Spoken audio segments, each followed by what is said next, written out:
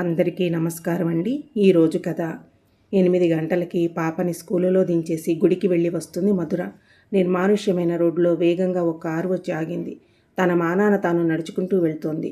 నలుగురు వచ్చి మత్తుమంది ఇచ్చి మధురను ఎత్తుకెళ్లారు. ఎక్కువగా ఇవ్వకపోవడం వలన అనుకుంటా అరగంటే మేలుకోబడింది. కానీ ఏమీ కనబడడం లేదు. ఏమైంది అని కదలబోతే కదిలే వీలు లేదు. అప్పుడు అర్థమైంది మధురకి తనని కిడ్నాప్ చేశారని. హలో, ఎవరు మీరు? కాళ్ళు చేతులు ఆఖరికి కళ్ళు కూడా కట్టేసి నోరు మాత్రం ఖాళీగా ఉంచారు. ఏం కావాలి మీకు? దాహంగా ఉంది, కాస్త మంచినీళ్ళు ఇస్తారా? హలో, ఎవరైనా ఉన్నారా? ప్లీజ్, గొంతు ఆరిపోతుంది. నీళ్లు కావాలి ప్లీజ్ అని అరుస్తుంది. అడుగుల చప్పుడు వినపడి కేకలు ఆపింది. నోటికి చల్లగా తగలడంతో కాస్త సిప్ చేసింది. అబ్బా, మీరెంత చిత్రమైన వారండి. నీళ్లు అడిగితే జ్యూస్ ఇస్తున్నారు. ముందు కాస్త నీళ్లు ఇవ్వరా ప్లీజ్, దీనితో దాహం తీరదు అనేసరికి మంచినీళ్ళ గ్లాసు నోటికి అందగానే గటగటా తాగేసింది. మీరు ఎంత చిత్రమైన వారండి, నీళ్లు అడిగితే ఏకంగా జ్యూస్ ఇస్తున్నారు. చాలా థ్యాంక్స్ అనేసి, చూడండి మీరు నన్ను ఎందుకు తీసుకొచ్చారో తెలియదు. డబ్బు కోసం అయితే కనుక మీ శ్రమ అంతా వేస్ట్. మీకు ₹1 కూడా రాదు. మా వారు ఇవ్వరు. మా అమ్మా నాన్నల దగ్గర లేవు. కావాలంటే నా ఒంటిపై ఉన్న నగలు తీసుకుని నన్ను వదిలేయండి ప్లీజ్. కాదు, వేరే ఉద్దేశంతో తీసుకొచ్చి ఉంటే కనుక నేను అస్సలు గోల చేయను. మీరు ఎలా చెప్తే అలా వింటాను. మీ గురించి ఎవరికీ చెప్పను కూడా. ఎందుకంటే రోజు నేను చూసే నరకం కంటే ఇదేం పెద్ద బాధే కాదు. కాకపోతే మనుషులు మారుతారు అంతే అని మనసులో అనుకుని, నాకు పెళ్ళయింది మీకు తెలుసు కదా, నాకు పాప ఉంది. సాయంత్రం 4 గంటలకు అది స్కూల్ నుండి వస్తుంది. దాన్ని చూసుకోవడానికి ఎవ్వరూ లేరు. నేను కనపడకపోతే అది ఏడుస్తుంది. దానికి ఆకలి వేస్తే ఎవరు ఏదీ పెట్టరు. మీరెవరో నాకు తెలియదు. మిమ్మల్ని బతిమాలుకుంటున్నా, 4 నన్ను వదిలేయరా ప్లీజ్ అంటూ కట్టేసి ఉన్న చేతులతోనే దండం పెడుతుంది మధుర. ఆమె పాదాలపై నీటిబొట్లు పడుతున్న స్పర్శ తెలుస్తుంది. ఆమె ఒక్కసారిగా నిశ్శబ్దంగా ఉండిపోయింది. ఏం జరుగుతుందో అర్థం కాక. మధుర పాదాలను ఏవో చేతులు తాకిన స్పర్శ. మెల్లగా పాదాన్ని పైకెత్తి అరకాళ్లలో ముద్దిచ్చాడు.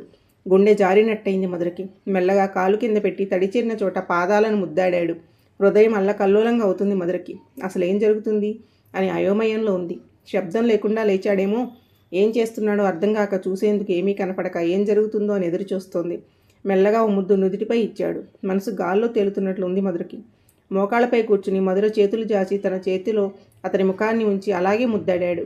మీరెవరు అడిగింది మధుర చాలా భారంగా, మనసును తొలిచే భావంతో. అతడు నేరుగా మధుర పెదాలను తాకాడు. గాఢంగా ఓ ముద్దిచ్చాడు.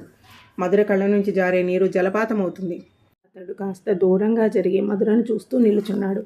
ఆగని దుఃఖంతో, అంతులేని సంతోషంతో రాని మాటలు కూడగట్టుకుని ఆర్తిగా పలికింది మురళి అని.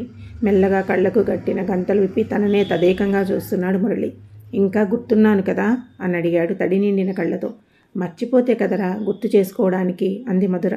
ఎలా ఉన్నావో అని అడగనురా, ఎలా ఉన్నావో తెలుసుకునే వచ్చాను అన్నాడు. ఇదేం పని మురళి, ఎందుకు ఇలా చేస్తున్నావు? నాకు పెళ్ళయింది తెలుసు కదా, అయినా నువ్వేంటి ఇలా చేయడమేంటి?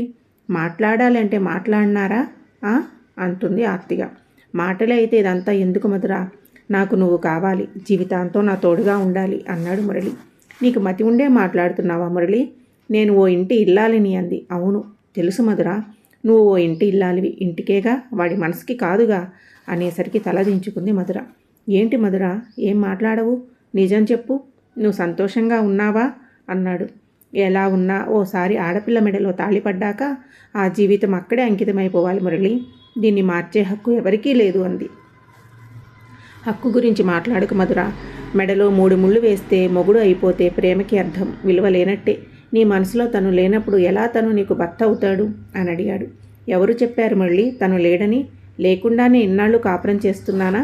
పిచ్చి పిచ్చిగా మాట్లాడకు అంది మధుర. లేదు మధుర, నీ మాటలు చెప్పే అబద్ధం నీ కళ్ళు చెప్పలేవు. నాకు తెలుసు మధుర, నువ్వు నా కోసమే ఈ పెళ్లి చేసుకున్నావని. ఇప్పటికీ ఎప్పటికీ నీకు నా మీద ప్రేమ పోదని నాకు తెలుసు అన్నాడు. ఎలా చెప్తావు మళ్ళీ? నువ్వు అనుకుంటున్నట్టుగా ఏమీ లేదు. నేను చాలా సంతోషంగా ఉన్నాను. నాకేం తక్కువ, చక్కని పాప, మంచి సంసారం, కావలసిన డబ్బు, ఇంకేం కావాలి అంది. నేను ఖచ్చితంగా చెప్పగలను మధుర, నీ మనసులో ఖచ్చితంగా నేనే ఉన్నాను అని. ఇన్ని చెప్పావు కదా, ప్రేమించే భర్త అన్నమాట మాత్రం నీ నోటి నుంచి రాలేదు. ఎందుకని మధుర అన్నాడు. మురళి ప్లీజ్, ఇప్పుడు నీకేం కావాలి? నేను అన్నీ మర్చిపోయి సంతోషంగా ఉన్న వేళ ఎందుకని మళ్ళీ నా జీవితంలోకి వచ్చావు అంటూ ఏడ్చింది మధుర. సంతోషంగా ఉన్నావా మధుర? అన్నీ మర్చిపోయావా? ఎలా మధుర? పూట పూటకి అనుమానించే భర్తతోనా? నీ శరీరం తప్ప మనసుతో పనిలేని మొగుడుతోనా? తన మనసు ఆకలే కానీ నీ శరీర ఆకలి గుర్తించని భాగస్వామితోనా?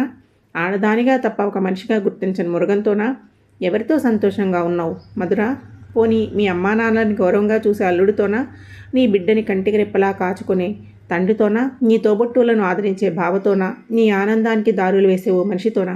ఎవరితో సంతోషంగా ఉన్నావు నాకు చెప్పు మధుర. ఏమన్నావు? అన్నీ మర్చిపోయాను అని కదా. నువ్వు నన్ను మర్చిపోయేదానివైతే నా కోసం నన్ను వదిలి ఇలాంటి వాడిని పెళ్ళే చేసుకోవు. నిజంగా నన్ను మర్చిపోయినట్లయితే నిన్ను కలిసి ఇన్నేళ్ళైనా తొలిముద్దు నీకు పంచి ఇన్నాళ్ళు గడిచినా మళ్ళీ నిన్ను తాకేసరికి కళ్ళకు కనపడకపోయినా మనసు గుర్తుపట్టింది చూడు. అది కాదా ప్రేమంటే? అదేనా మర్చిపోవడం అంటే? దీనికేం చెప్తావు మధురా అని అడిగేసరికి ఒక్క ప్రశ్నకి కూడా తన దగ్గర సమాధానం లేకుండా పోయింది.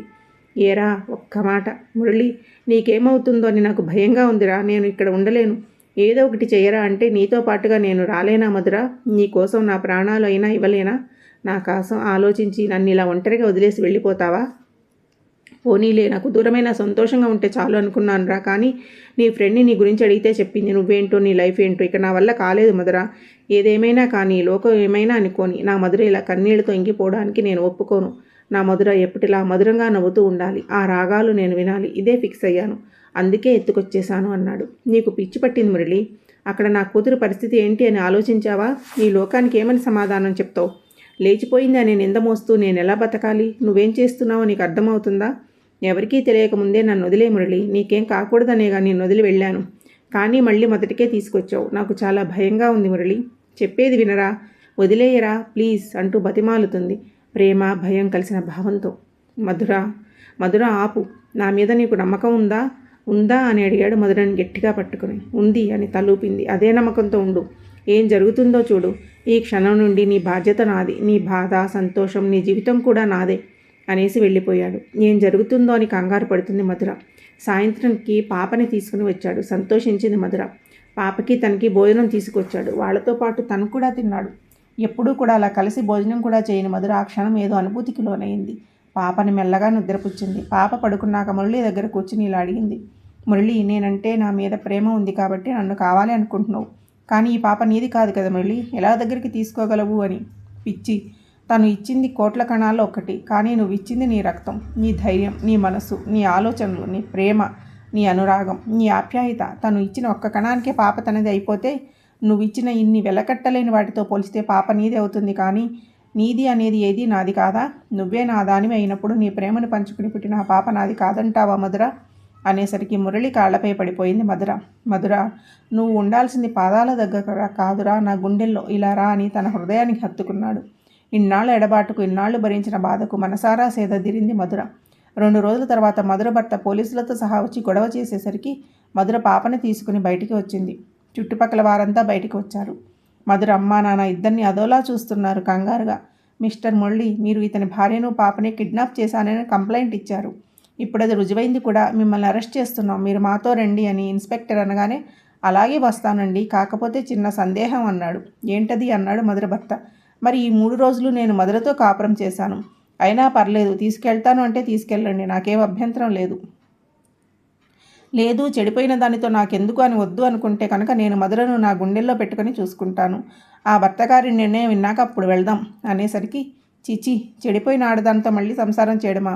అది జరగని పని. అత్తయ్య, మీ అమ్మాయి నాకొద్దు, మీరే తీసుకెళ్ళండి ఆ దరిద్రాన్ని అని మధుర భర్త అంటుంటే, హలో ఎక్స్క్యూజ్ మీ, మీకు అక్కర్లేదు అనుకున్నది ఎక్కడుంటే మీకు ఎందుకు? మూసుకుని వెళ్ళవయ్యా మహానుభావా అనేసి ఇన్స్పెక్టర్ గారు, మధుర ఉద్దేశపూర్వకంగానే నా దగ్గరకు వచ్చిందని, నేను కిడ్నాప్ చేయలేదని తను చెప్తే వదిలేస్తారా అని అడిగాడు. ఓ ఎస్, తప్పకుండా, అలా అని ఆమెనే రాసివ్వమనండి అన్నారు ఇన్స్పెక్టర్. ఆమె బాధగా కోపంగా వెళ్ళి పేపర్ తీసుకొచ్చి విషయం రాసివ్వగానే పోలీసులు వెళ్ళిపోయారు. ఎవడో ఏదో చెప్తే నిజమేంటి అని తెలుసుకోకుండా వద్దు అనుకునే నీతోనే ఇన్నాళ్ళు కాపురం చేసింది. నీలాంటి వాడికి భార్యగా ఉండే కంటే వాడికి దాసిగా ఉన్నా చాలు. వద్దు, ఇక వద్దు. నువ్వు నీ బంధం, దయచేసి ఇక్కడి నుంచి వెళ్ళిపో. అమ్మా నాన్న మీరు కూడా వద్దు. ఇన్నాళ్ళు ఏం జరుగుతున్నా చోద్యమే కదా చూశారు, ఇకపై కూడా అలాగే చూడండి. దయచేసి అందరూ ఇక్కడి నుంచి వెళ్ళిపోండి అని దండం పెట్టేసరికి ఒక్కొక్కరు వెళ్ళిపోయారు. మురళి జంటగా లోనికి వెళ్ళిపోయారు. మనసులో తేలికపడి చిన్నారి పాపతో ఆడుకుంటూ.